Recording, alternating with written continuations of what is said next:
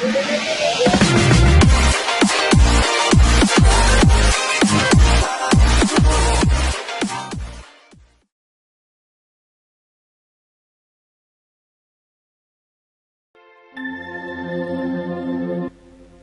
علیکم دوستو، آپ دیکھ رہے ہیں اردو داستان یوٹیوب چینل۔ آئیے سنتے ہیں اردو ناول اندھیری رات کے مسافر بائے نسیم حجازی، قسط نمبر 28۔ اگر آپ اردو ناول اندھیری رات کے مسافر کی سابقہ اقساط سننا چاہتے ہیں تو ڈسکرپشن میں دیے گئے لنک پر کلک کریں۔ اردو داستان چینل پر خوش آمدید۔ سلمان اور اس کے ساتھی یونس کی رہنمائی میں سفر کر رہے تھے۔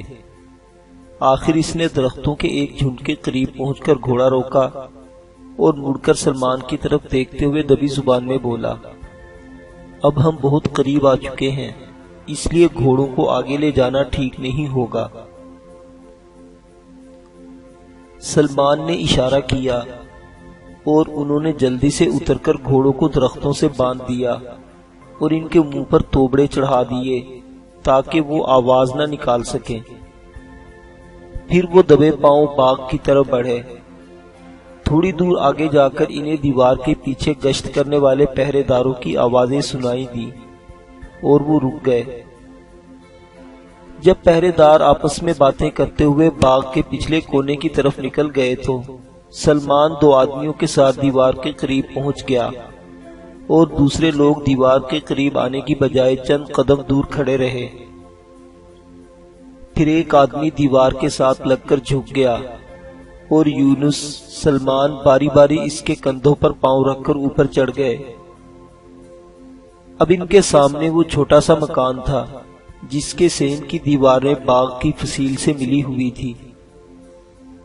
صحن سے آگے ایک کمرے کے نیمواں دروازے سے چراغ کی دھندلی سی روشنی باہر آ رہی تھی۔ دائیں طرف صحن کی دیوار کے درمیان ایک تنگ دروازہ تھا جس کے پاس ہی ایک چھپر دکھائی دیتا تھا۔ بائیں طرف کونے سے چند قدم دور ایک درخت تھا جس کے پتے جھڑ چکے تھے۔ تاریکی میں سلمان جس قدر دیکھ سکا وہ اس نقشے کے عین مطابق تھا جو اس وقت بھی اس کی جیب میں موجود تھا۔ چنانچہ وہ بلا تعامل یونس کے ساتھ دیوار سے لٹک کر صحن میں کود پڑا۔ کون ہے؟ کمرے سے کسی کی گھبرائی ہوئی آواز آئی۔ ابا جان، میں ہوں، اس نے دبے پاؤں آگے بڑھ کر کہا۔ خدا کے لیے خاموش رہیں ورنہ ہم سب مارے جائیں گے۔ سلمان نے جلدی سے رسا کندھے سے اتار کر درخت کے قریب رکھ دیا اور اطمینان سے یونس کے پیچھے کمرے میں داخل ہوا۔ ایک بوڑھا آدمی جو پریشانی کی حالت میں بستر پر بیٹھا اپنے بیٹے کی طرف دیکھ رہا تھا، اس کے ساتھ ایک اجنبی کو دیکھ کر اور زیادہ گھبرا اٹھا۔ ضحاک نہیں آیا؟ اس نے سراسیمہ ہو کر پوچھا۔ یونس کی بجائے سلمان نے جواب دیا، ضحاک کسی جگہ آپ کا انتظار کر رہا ہے، آپ کو بہت جلد اس کے پاس پہنچا دیا جائے گا، لیکن شرط یہ ہے کہ آپ میرا کہا مانیں۔ یونس کو یہ معلوم ہے کہ آپ کی معمولی سے غلطی سے اس کی جان پر بن سکتی ہے۔ یونس نے کہا، ابا جان یہ درست کہتے ہیں، ضحاک کے علاوہ اپنی جانیں بچانے کے لیے بھی ہمیں ان کا حکم ماننا پڑے گا۔ بوڑھا کچھ کہنے کی بجائے سکتے کے عالم میں سلمان کی طرف دیکھ رہا تھا کہ ایک نوجوان عورت برابر کے کمرے سے نمودار ہوئی اور اس نے آگے بڑھ کر پوچھا، یونس کیا بات ہے؟ ضحاک کہاں ہے؟ تمہاری آواز سننے سے پہلے میں یہ خواب دیکھ رہی تھی کہ وہ گھوڑے سے گر کر زخمی ہو گئے ہیں۔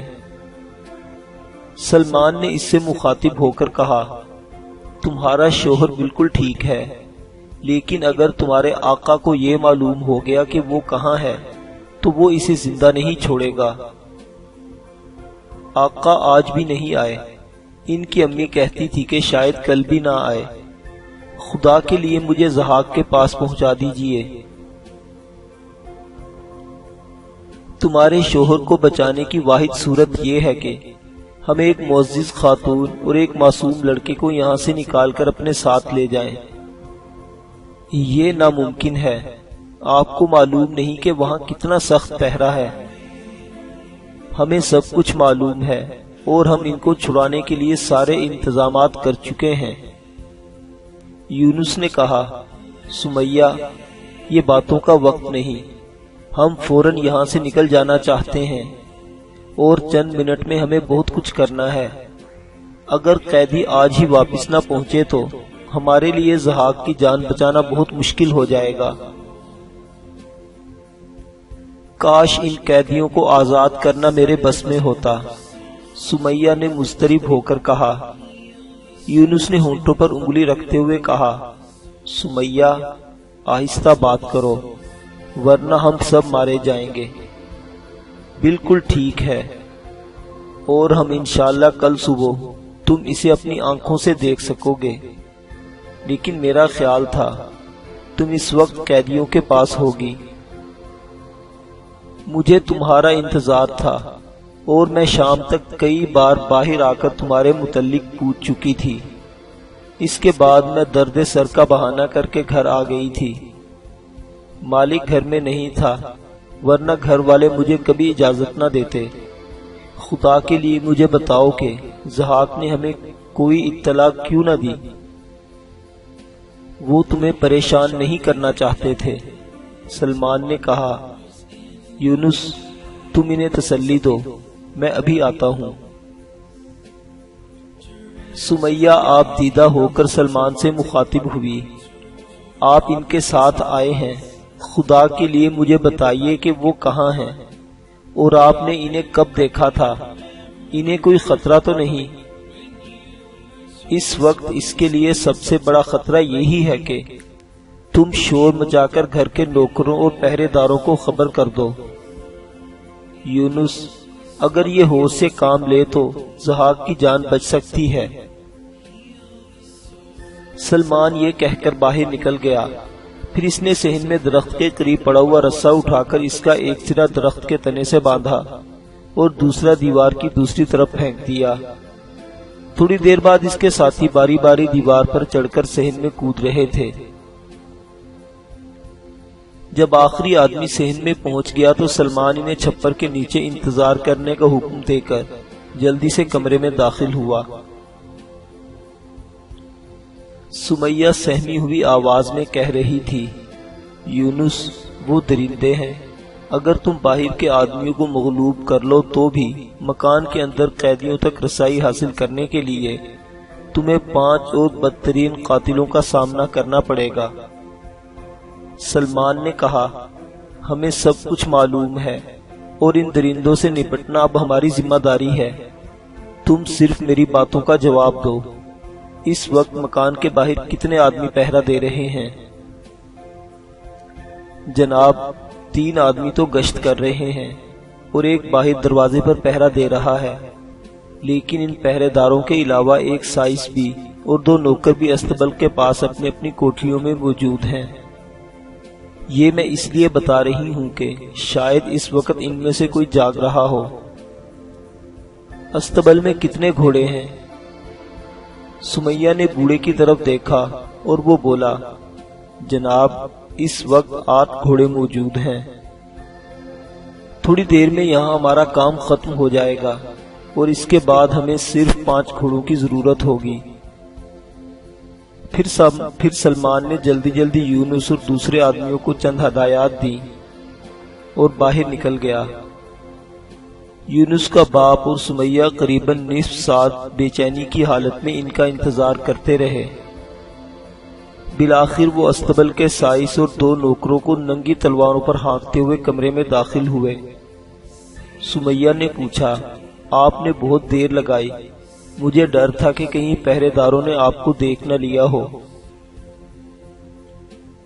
یونس نے جواب دیا، پہرے دار ہمیں دیکھنے سے پہلے ہی دوسری دنیا میں پہنچ چکے تھے، کسی کے منہ سے چیخ بھی نہیں نکل سکی۔ سلمان نے کہا، اب تینوں کو اچھی طرح جکڑ دو اور جلدی کرو، اب باتوں کا وقت نہیں۔ چند منٹ بعد وہ باہر نکلے تو انہیں دور سے گھوڑوں کی ٹاپ سنائی دی۔ یونس نے کہا۔ یونس نے سلمان کے چہرے پر پریشانی کے آثار دیکھ کر کہا، یہ ویگا کی فوج کا دستہ ہے جو رات کے پہلے، دوسرے اور تیسرے پہر گشت کے لیے نکلتا ہے۔ آپ فکر نہ کریں، وہ یہاں سے تھوڑی دور جا کر لوٹ جائیں گے۔ مکان کی اندرونی ڈیوڑی کے اندر دو پہرے دار مشل کی روشنی میں شطرنج کھیل رہے تھے اور ایک آدمی دیوار کے ساتھ ٹیک لگائے اونگھ رہا تھا۔ کسی نے باہر سے بھاری دروازے کو دھکا دیتے ہوئے کہا، دروازہ کھولو، میں یونس ہوں۔ ایک پہرے دار نے چند ثانیے توقف کے بعد جواب دیا، تمہیں معلوم ہے کہ ہمیں رات کے وقت دروازہ کھولنے کی اجازت نہیں۔ تم کہاں سے آئے ہو؟ میں سینٹافے سے آ رہا ہوں۔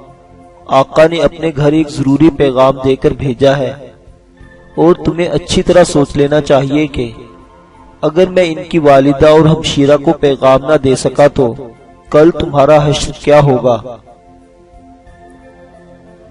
تم اکیلے آئے ہو؟ ضحاک کہاں ہے؟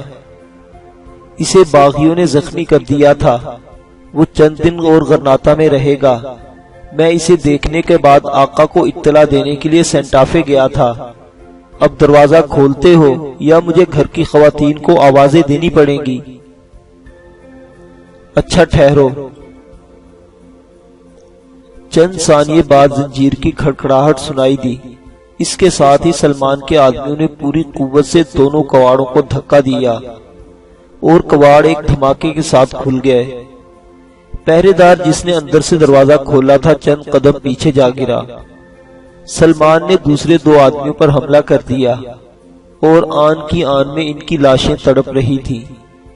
اتنے میں سلمان کے ساتھی ڈیوڑی میں جمع ہو چکے تھے۔ تیسرا آدمی جو کواڑ کے ساتھ ٹکرا کر گر پڑا تھا، اچانک چیخ مار کر اٹھا، لیکن ایک رضاکار کی تلوار اس کے سر پر لگی اور وہ دوبارہ گر پڑا۔ سلمان نے ڈیوڑی کا دوسرا دروازہ کھول کر عمارت کے اندرونی حصے کا جائزہ لیا، پھر اپنے ساتھیوں کو اشارہ کرنے کے بعد صحن میں داخل ہوا۔ تھوڑی دیر میں وہ عمارت کے ایک کونے سے چند قدم دور کھڑا بائیں ہاتھ ایک طویل اور کشادہ برآمدہ پار کر رہا تھا، جس کے اندر جگہ جگہ مشلیں جل رہی تھیں اور درمیان سے ایک کشادہ زینہ بالائی منزل کی طرف جاتا تھا۔ دو پہرے دار اپنے ساتھیوں کو آوازیں دیتے ہوئے نیچے اترے اور سلمان جلدی سے ایک قدم بڑھ کر دائیں طرف دوسرے برآمدے کے ستون کی اوٹ میں کھڑا ہو گیا۔ پہرے داروں کی آوازیں سن کر زینے کے قریب ہی ایک کمرے سے دو عورتیں اچانک برآمدے میں آ گئیں اور وہ شور کی وجہ پوچھنے لگی۔ ایک پہرے دار نے کہا، میں ڈیوڑی سے پتہ لگاتا ہوں، آپ اندر آرام کریں۔ اور وہ کہ 30 قدم ہی چلا ہوگا کہ اسے بیک وقت ایک تیر لگا اور وہ زمین پر ڈھیر ہو گیا۔ اس کے ساتھ ہی سلمان پوری رفتار سے بھاگتا ہوا کشادہ برآمدے کے درمیان پہنچ گیا۔ دوسرے پہرے دار نے آگے بڑھ کر حملہ کیا اور چند ثانیے تلواروں کی جھنکاروں کے ساتھ عورتوں کی چیخیں بھی سنائی دیتی رہی۔ ایک اور عورت شور مچاتی ہوئی زینے سے اتری۔ پہرے دار پکارا، خدا کے لیے تم اندر چلی جاؤ، لیکن اتنی دیر میں سلمان کے دوسرے ساتھی وہاں پہنچ چکے تھے۔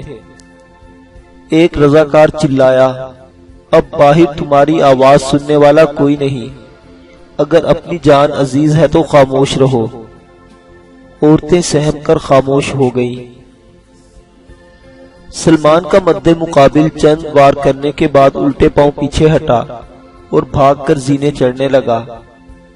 نصف زینہ طے کرنے کے بعد اس نے اچانک مڑ کر حملہ کیا۔ یہ حملہ اتنا شدید تھا کہ سلمان کو 3-4 قدم نیچے آنا پڑا، لیکن چند وار کرنے کے بعد پہرے دار دوبارہ بھاگ رہا تھا۔ سلمان نے بالائی منزل کے برآمدے میں اسے جا لیا۔ پہرے دار نے پلٹ کر دوبارہ حملہ کیا، لیکن سلمان کے سامنے اس کی پیش نہ گئی اور چند ثانیے بعد وہ ایک بار پھر الٹے پاؤں پیچھے ہٹ رہا تھا۔ برآمدے کے ایک کونے میں سلمان نے آخری وار کیا اور اس کی تلوار دیو قامت پہرے دار کے سینے میں اتر گئی۔ پھر اس نے تیزی سے ایک دروازے کی زنجیر اتار کر دھکا دیا، لیکن دروازہ اندر سے بند تھا۔ اس نے کہا، آتکا جلدی کرو، میں سعید کا دوست ہوں۔ آتکا دروازہ کھول کر باہر نکل آئی۔ اتنی دیر میں یونس اوپر پہنچ کر منصور کو دوسرے کمرے سے نکال چکا تھا۔ وہ سسکیاں لیتا ہوا بھاگ کر سلمان کی ٹانگوں میں لپٹ گیا۔ سلمان نے پیار سے اس کے سر پر ہاتھ پھیرتے ہوئے کہا، منصور، ہمت سے کام لو، ہم تمہیں تمہارے ماموں کے پاس لے جا رہے ہیں۔ پھر وہ یونس سے مخاطب ہوا، تم ان 3 آدمیوں کو اپنے گھر سے طے خانے کی طرف لے آؤ اور اپنے باپ سے کہو کہ وہ گھوڑوں پر زینے ڈال دے، لیکن سب سے پہلے طے خانے کے دروازے کی چابی حاصل کرنا ضروری ہے۔ یونس نے گلے سے ایک زنجیر اتار کر سلمان کو پیش کرتے ہوئے کہا، جناب لیجئے چابیوں کا یہ گچھا، اس آدمی کے پاس تھا جس کی لاش صحن میں پڑی ہوئی ہے۔ سلمان نے چابیوں کا گچھا لیتے ہوئے کہا، اب تم جلدی کرو اور اپنے ایک ساتھی سے کہو کہ ڈیوڑی کے پاس کھڑا رہے۔ یونس بھاگتا ہوا نیچے چلا گیا تو سلمان نے پہلی بار غور سے دیکھا، آتکا سر جھکائے کھڑی تھی۔ آتکا، اب تمہیں کوئی خطرہ نہیں۔ آتکا نے آہستہ سے گردن اٹھائی اور پھر وہ جذبات جو اس کی روح کی گہرائیوں میں موجزن تھا آنسو بن کر بہہ نکلا۔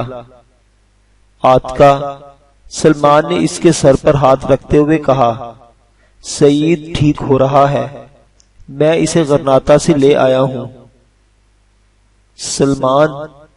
سلمان میرے محسن، آتکا نے لرزتی ہوئی آواز میں کہا اور پھر بے اختیار اس کا ہاتھ پکڑ کر ہونٹوں سے لگا لیا۔ آپ مجھ سے بہت خفا ہوں گے۔ تم سے خفا؟ وہ کس بات پر؟ میں آپ کی اجازت کے بغیر گھر چلی گئی تھی۔ آتکا، میں تم سے خفا نہیں ہوں، مجھے ایک بہادر اور غیور لڑکی سے یہی توقع تھی۔ اب چلیں، غرناطہ میں تمہارا انتظار ہو رہا ہے۔ آتکا نے آگے بڑھ کر گرے ہوئے سپاہی کی تلوار اٹھا لی اور منصور نے اس کی کمر کے ساتھ لٹکا ہوا خنجر کھینچ دیا۔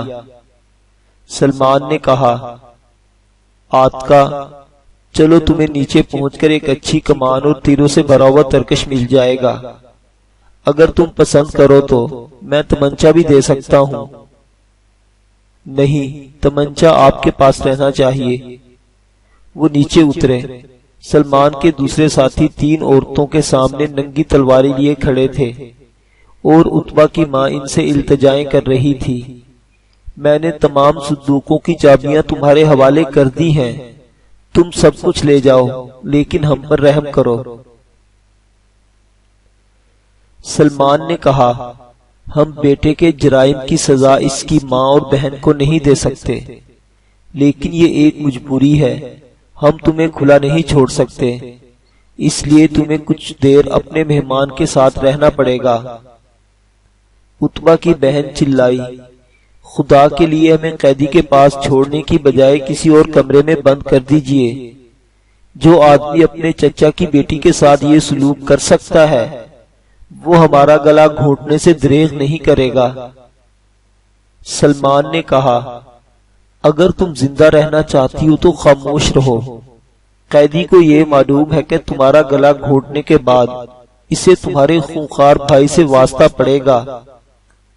اس کے علاوہ تمہارے 3 نوکر تمہاری حفاظت کے لیے موجود ہوں گے۔ تھوڑی دیر بعد وہ مکان کے دوسرے کونے میں ایک دروازے کے سامنے کھڑے تھے۔ اچانک ڈیوڑی کی طرف سے قدموں کی چاپ سنائی دی اور سلمان نے اپنے ایک ساتھی کو چابیوں کا گچھا دیتے ہوئے کہا، وہ آ رہے ہیں، تم جلدی دروازہ کھولو۔ اس نے یکے بعد دیگرے تالے کو 3 چابیاں لگانے کی کوشش کی، لیکن اسے کامیابی نہ ہوئی۔ آخر کار ایک چابی لگ گئی اور اس نے جلدی سے تالا اتار کر دروازہ کھول دیا۔ اتنی دیر میں یونس اور اس کے ساتھی اس سے بندھے ہوئے 3 آدمیوں کو ہانکتے ہوئے قریب آ چکے تھے۔ سمیہ اپنے بھائی کے ساتھ تھی۔ اس نے مشل کی روشنی میں عاتکہ کی طرف دیکھا اور بھاگ کر اس کے قریب کھڑی ہو گئی۔ سلمان کے اشارے سے دو نوجوان، جن میں سے ایک کے ہاتھ میں مشل اور دوسرے کے ہاتھ میں چابیوں کا گچھا تھا، کمرے میں داخل ہوئے اور پھر اس کے ساتھیوں نے قیدیوں کو کمرے کے اندر دھکیل دیا۔ سلمان نے باقی ساتھیوں سے مخاطب ہو کر کہا، تم باہر کھڑے رہو، ہم ابھی آتے ہیں۔ لیکن دہلیز پر پاؤں رکھتے ہی اس کے دل میں کوئی خیال آیا اور اس نے اچانک مڑ کر کہا، یونس، ضحاک کی بیوی کو عتبہ کے گھر سے خالی ہاتھ نہیں جانا چاہیے، اسے ساتھ لے جاؤ۔ سلمان کمرے کے اندر چلا گیا اور سمیہ تذبذب کی حالت میں عاتکہ کی طرف دیکھنے لگی۔ عاتکہ نے کہا، جاؤ سمیہ، جلدی کرو، ہمارے پاس بہت تھوڑا وقت ہے۔ طویل کمرے کے آخری کونے میں ایک زینے سے کوئی 15 فٹ نیچے اتر کر وہ ایک تنگ کھڑکی میں داخل ہوئے۔ سامنے ایک اور دروازے پر قفل لگا ہوا تھا۔ جب سلمان کا ساتھی قفل کھول رہا تھا تو اندر سے قیدی کی چیخ و پکار سنائی دینے لگی، عتبہ، مجھے معلوم ہے تم مجھے قتل کرنا چاہتے ہو، لیکن میں تمہارا دوست ہوں۔ اگر مجھے معلوم ہوتا کہ تم اس قدر بگڑ جاؤ گے تو میں عاتکہ کے پاس جانے کی جرت نہ کرتا۔ عتبہ، مجھے معاف کر دو۔ دروازہ کھلا اور سلمان نے اپنے ساتھی کی ہاتھ سے مشل لے کر اندر جھانکتے ہوئے کہا، عتبہ یہاں نہیں ہے اور وہ یہ بھی کبھی پسند نہیں کرے گا کہ آدھی رات کے وقت تمہاری چیخیں گھر کی عورتوں کو پریشان کرے۔ تم کون ہو؟ سلمان نے جواب دینے کی بجائے ایک طرف ہٹ کر اپنے ساتھیوں کو اشارہ کیا اور انہوں نے یکے بعد دیگرے قیدیوں کو اندر دھکیل دیا۔ پھر اس نے مشل آگے کرتے ہوئے کہا، عمیر، اپنے ساتھیوں کو اچھی طرح دیکھ لو، انہیں کچھ عرصہ تمہارے ساتھ رہنا پڑے گا۔ عمیر چند ثانیے پھٹی پھٹی آنکھوں سے عتبہ کی ماں اور بہن کی طرف دیکھتا رہا، پھر وہ چلایا، اگر تم مجھے قتل کرنے کے لیے نہیں آئے تو خدا کے لیے بتاؤ تم کون ہو؟ عمیر، تم مر چکے ہو اور میں ایک لاش پر وار نہیں کروں گا، لیکن عاتکہ باہر کھڑی ہے، اگر وہ تمہاری چیخیں سن کر یہاں آ گئی تو ہو سکتا ہے کہ میں اپنی تلوار تمہارے ناپاک خون سے آلودہ کرنے پر مجبور ہو جاؤں۔ تم سعید کے ساتھ آئے ہو، خدا کے لیے اسے بلاؤ۔ اگر عاتکہ بھی مجھ پر رحم نہیں کر سکتی تو اس سے کہو مجھے عتبہ جیسے سفاک آدمی کے رحم و کرم پر چھوڑنے کی بجائے اپنے ہاتھ سے قتل کر دے۔ میں بیمار ہوں اور میرا باپ اگر مر نہیں گیا تو کسی قید خانے میں ضرور دم توڑ رہا ہوگا۔ غداروں کا انجام ہمیشہ یہی ہوتا ہے۔ میرے جرائم یقیناً ناقابل معافی ہیں، لیکن میرا باپ غدار نہیں تھا۔ اس کا قصور صرف یہ تھا کہ اس نے حامد بن زہرہ کی جان بچانے کی کوشش کی تھی۔ اس نے مجھے ان ظالموں کا ساتھ دینے سے منع کیا تھا، لیکن افسوس میرے لیے توبہ کے دروازے بند ہو چکے تھے۔ اگر تمہارا باپ غرناطہ کے قید خانے میں ہے تو ممکن ہے اسے چھڑا لیا جائے، لیکن تمہیں اس خوش فہمی میں ہرگز مبتلا نہیں ہونا چاہیے کہ حامد بن زہرہ کے قاتلوں کے حق میں اس کی فریاد سنی جائے گی۔ اس بات کا علم صرف وزیر اعظم، عتبہ اور کوتوال کو ہو سکتا ہے کہ انہیں کس جگہ بند کیا گیا ہے۔ مجھے معلوم ہے کہ وہ مجھے معاف نہیں کریں گے، لیکن اگر مجھے یہ اطمینان ہو جائے کہ میرے ساتھ عتبہ اور اس کے تمام ساتھیوں کو ایک ہی جگہ پھانسی دی جائے گی تو مجھے مرنے کا کوئی ملال نہیں ہوگا۔ سلمان نے پیچھے ہٹ کر اپنے ساتھیوں کو اشارہ کیا۔ ایک رضاکار نے بند کرنے کی کوشش کی، لیکن عمیر نے دونوں ہاتھوں سے ایک کواڑ پکڑ کر پوری قوت کے ساتھ کھینچا اور جلدی سے باہر نکل آیا۔ خدا کے لیے ٹھہرو، اس نے سلمان کے سامنے دو زانو ہو کر اپنے ہاتھ بلند کرتے ہوئے کہا، مجھے اپنے ساتھ لے چلو، میں غرناطہ کے سب سے بڑے چوراہے پر کھڑے ہو کر اپنے ناقابل معافی گناہوں کا اعتراف کروں گا۔ میں مرنے سے پہلے اہل غرناطہ پر یہ راز فاش کرنا چاہتا ہوں کہ ابو القاسم انہیں سر چھپانے کا موقع دینے سے پہلے ہی غرناطہ کو دشمن کے قبضے میں دے دینے کا فیصلہ کر چکا ہے، اور یہ کہ سینٹ ٹافوے سے سینکڑوں جاسوس شہر میں داخل ہو چکے ہیں۔ زینے سے آتکا کی آواز سنائی دی، تم کیا کر رہے ہو؟ ہم سعید کے باپ کے قاتل کو زندہ نہیں چھوڑ سکتے۔ سلمان نے مڑ کر دیکھا، آتکا تیر کمان اٹھائے غصے سے کانپ رہی تھی۔ منصور اس سے 2 قدم آگے تھا۔ وہ جلدی سے آگے بڑھا اور سلمان کا بازو پکڑ کر چلایا، آپ ایک طرف ہٹ جائیں۔ سلمان نے اپنے ساتھیوں کو اشارہ کیا تو وہ دائیں بائیں سمٹ گئے۔ عمیر نے اٹھ کر حسرت ناک لہجے میں کہا، آتکا ٹھہرو، مجھے معلوم ہے کہ میں رحم کے قابل نہیں ہوں، میری زندگی کی کوئی قدر و قیمت بھی نہیں، لیکن میں اس کوٹھڑی میں کتے کی موت مرنے کی بجائے تمہارے ہاتھوں سے مرنا بہتر سمجھتا ہوں۔ خدا کے لیے یہاں سے جلدی نکلنے کی کوشش کرو، اور اگر سعید کے باپ کا کوئی ساتھی تمہاری مدد کر سکتا ہے تو اس سے کہو کہ وہ فوراً تمہیں سمندر پار پہنچا دے، ورنہ وہ دن دور نہیں جب دشمن کا غرناطہ پر قبضہ ہوگا اور تمہارے لیے اندلس سے نکلنے کے تمام راستے مسدود ہو جائیں گے۔ تمہیں معلوم نہیں کہ تمہارے متعلق عتبہ کے عزائم کتنے خوفناک ہیں، وہ تمہیں تلاش کرنے کے لیے اندلس کا کونا کونا چھان مارے گا۔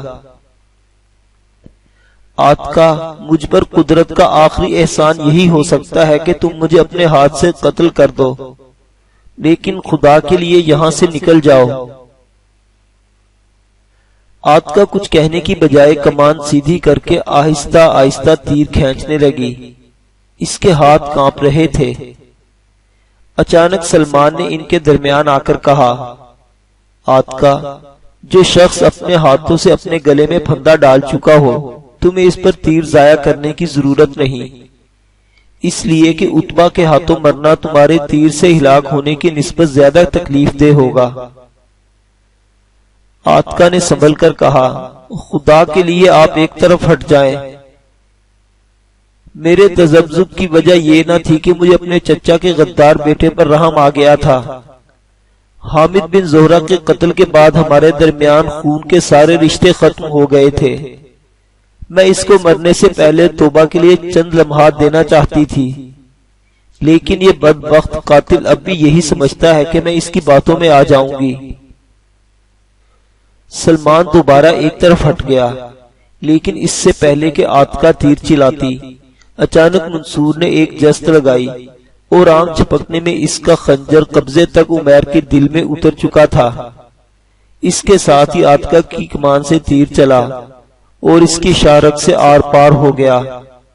عمیر لڑکھڑاتا ہوا پیچھے ہٹا، پھر اس کا پاؤں دہلیز سے ٹکرایا اور وہ پیٹھ کے بل گر کر تڑپنے لگا۔ منصور سسکیاں لیتا ہوا سلمان کی طرف متوجہ ہوا، مجھے معاف کیجئے، لیکن یہ میرا فرض تھا۔ سلمان نے پیار سے اس کے کندھے پر ہاتھ رکھتے ہوئے اپنے ساتھیوں کو اشارہ کیا اور انہوں نے دروازہ بند کر کے تالا لگا دیا۔ کمرے سے باہر نکلتے ہی سلمان نے جلدی سے ڈیڑھی کی طرف بڑھا۔ سمیہ ایک گٹھڑی بغل میں دبائے کھڑی تھی اور اس کا بھائی اور ایک ساتھی اپنے کندھوں پر گٹھڑیاں اٹھائے چند قدم پیچھے آ رہے تھے۔ گٹھڑیاں زیادہ بڑی نہ تھی، لیکن ان کی چال سے معلوم ہوتا تھا کہ ان کا بوجھ ان کی طاقت سے زیادہ ہے۔ سمیہ بھی ایک طرف جھکی جا رہی تھی اور وہ اپنے پرانے کپڑوں کی بجائے نیا لباس پہنے ہوئی تھی۔ آتکا نے مشل کی روشنی میں اسے قریب سے دیکھتے ہوئے کہا، میں تو یہ سمجھی تھی کہ گھر سے کوئی اور عورت نکل آئی ہے۔ اس نے جواب دیا، میں نے سوچا کہ اگر میں ایک بھکارن کے لباس میں آپ کے ساتھ سفر کروں تو یہ عجیب سا معلوم ہوگا، پھر بھی میں ان کپڑوں کے سوا گھر کی عورتوں کی کسی چیز کو ہاتھ نہیں لگایا اور ان کے زیور بھی چھوڑ دیے۔ میں تو اتبا کے صندوق سے صرف 2 تھیلیاں باندھ کر اٹھا لائی ہوں۔ تھوڑی دیر بعد یہ لوگ استبل کے قریب پہنچے تو یونس کا باپ گھوڑوں پر زین ڈالے ان کا انتظار کر رہا تھا۔ سلمان نے جلدی سے اپنے ساتھی کے ہاتھ سے مشل لے کر ایک طرف پھینک دی اور ان کے آگے آگے ہو لیا۔ ڈیڑی سے نکل کر انہوں نے دروازہ بند کر دیا اور باغ سے استبل کی طرف چل دیے۔ تھوڑی دیر بعد وہ گھوڑے لے کر بیرونی پھاٹک کے قریب پہنچ گئے۔ سلمان پھاٹک کھلوا کر باہر نکلا اور ادھر ادھر دیکھنے کے بعد مڑ کر اپنے ساتھیوں کو اشارہ کیا۔ 5 ساتھی یکے بعد دیگرے گھوڑوں کی باگیں پکڑ کر باہر نکل آئے اور باقی ان کے پیچھے چل پڑے۔ کچھ دیر بعد وہ ان درختوں کے قریب پہنچ چکے تھے جہاں ایک رضاکار دوسرے گھوڑوں کے ساتھ ان کا انتظار کر رہا تھا۔ وہ اطمینان سے گھوڑوں پر سوار ہو گئے۔